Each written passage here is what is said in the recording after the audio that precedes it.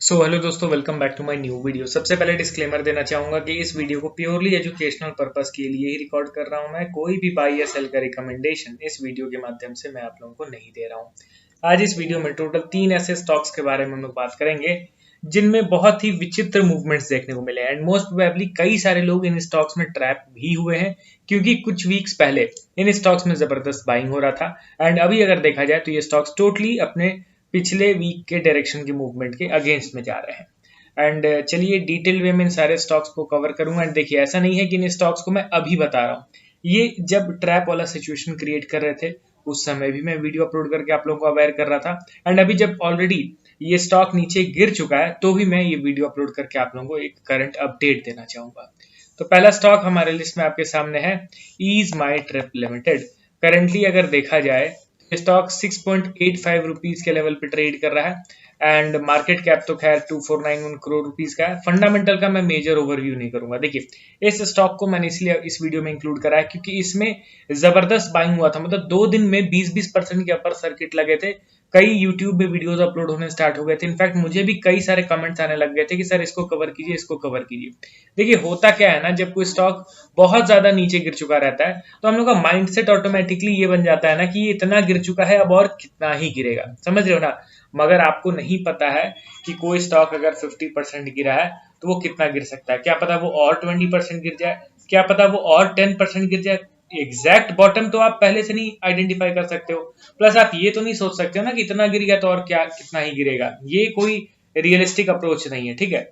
अब यहाँ पे जो इतना ज्यादा नीचे गिर जाएगा, हम लोग क्या सोचते हैं कि बहुत गिर चुका, अब और क्या ही गिरेगा। एंड उसी बीच अचानक से शार्प बाइंग हो जाता है। तो देखिए, ऑलरेडी हम लोग और फॉल का एक्सपेक्ट नहीं कर रहे थे, उसी बीच बाइंग भी स्टार्ट हो गया।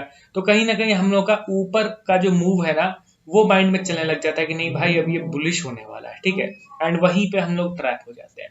ईज बाय ट्रिप के स्टॉक को अगर देखोगे तो वहां पे बहुत जबरदस्त पैटर्न क्रिएट हुआ है। ईज बाय ट्रिप के स्टॉक को आप यहाँ पे ध्यान दीजिए, डेली टाइम फ्रेम में आपको दिखा रहा हूँ, ठीक है।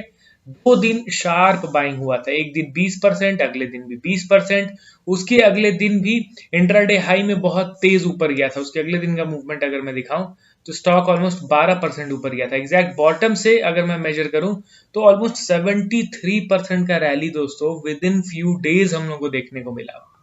एंड देखिए, 73% के रैली को भी स्टॉक सस्टेन नहीं कर पाया। एट द एंड धीरे धीरे करके इसने सारे बाइंग को इरेज कर दिया। 70 क्या 100%, 200% का भी रैली इंपॉर्टेंट कंसीडर नहीं होगा जब तक वो किसी मेजर रेजिस्टेंस का ब्रेकआउट ना दे या तो कोई एक प्रॉपर प्राइस एक्शन बना के ऊपर ना जाए। समझ रहे हो ना। गिरते हुए स्टॉक में सडन से बाइंग स्टार्ट हो जाएगा तो आप खुद से समझिए कि क्या ये बाइंग सस्टेन करेगा। क्या स्टॉक जो 50-60% नीचे गिरा हुआ हो उसमें एक दिन बाइंग स्टार्ट होगा एंड कंटिन्यूस बाइंग होता चला जाएगा? क्या ऐसा नहीं होता है। इसके पीछे का प्रॉपर लॉजिक भी है। अगर आप कहोगे तो मैं एक्सप्लेन कर दूंगा किसी पर्टिकुलर वीडियो में कि क्यों खड़े खड़े जब बाइंग होता है किसी स्टॉक में, वी शेप रिकवरी होता है तो उसमें वो तेजी सस्टेन नहीं कर पाता। वो मैं आपको बता दूंगा अगर आप इंटरेस्टेड हो इस कॉन्सेप्ट को जानने में। तो अब यहाँ पे सबसे पहले देखिए कि स्टॉक में करेक्शन कितना हुआ है। सेम इसी तरीके का चार्ट पैटर्न दोस्तों आपको हैप्पीएस्ट माइंड में भी दिखेगा।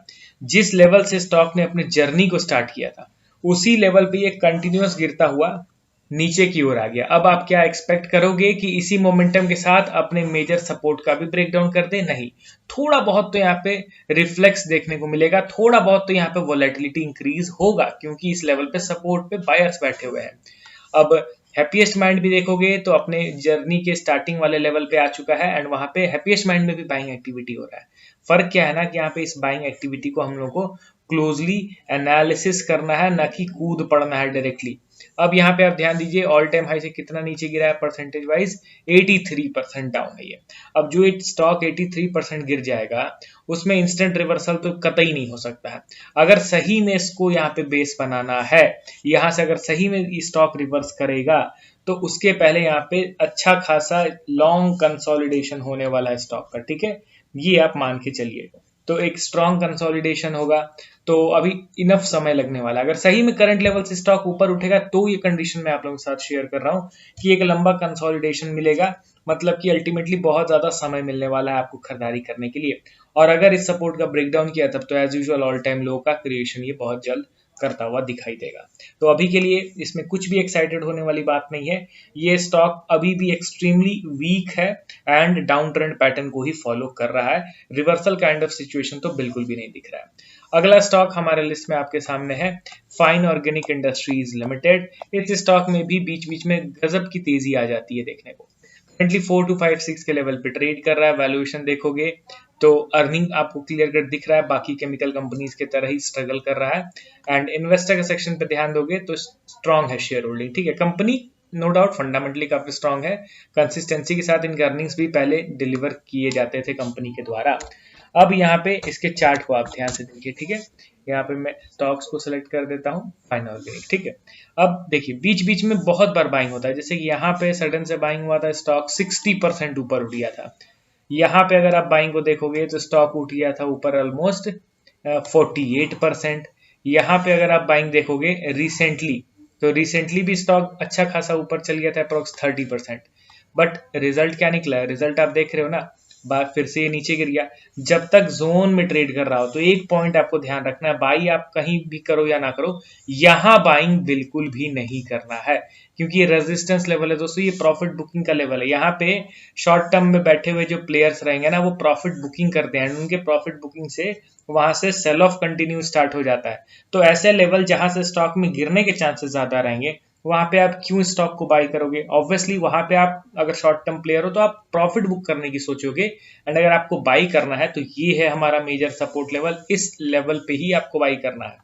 एंड ध्यान रखिए कि स्टॉक अभी भी कंसोलिडेट कर रहा है फ्रॉम 2023, अप्रॉक्स 3.5 ईयर्स हो चुके हैं स्टॉक को इस जोन में कंसोलिडेट करते हुए।